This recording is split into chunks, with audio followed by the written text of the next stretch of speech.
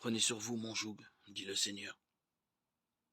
On imagine les bœufs qui passent, leurs pas pesants et tranquilles expriment l'inéluctable, l'accablement de la vie qui avance rude, sans qu'on n'y puisse rien changer. Des jougs, des bœufs, des charrues, des labours. Je crains que notre société urbaine n'ait quelque peu perdu le sens de cette imagerie bovine et agricole. Jésus, lui, s'y connaissait sans doute en matière de bœufs. Ces jougs fabriqués pour eux sur l'établi de Saint-Joseph.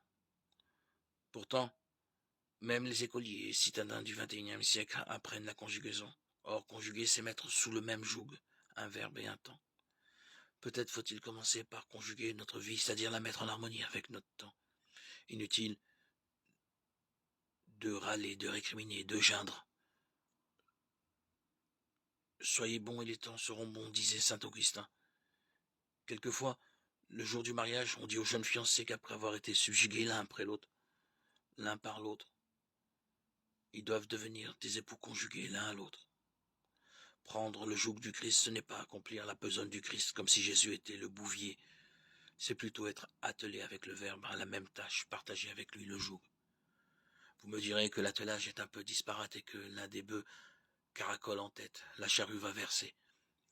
Mais précisément la bonne nouvelle, c'est que Jésus le Verbe marche à notre pas, à notre rythme, il s'accommode à nos lenteurs. Il est doux et humble de cœur, il se conjugue parfaitement à nous.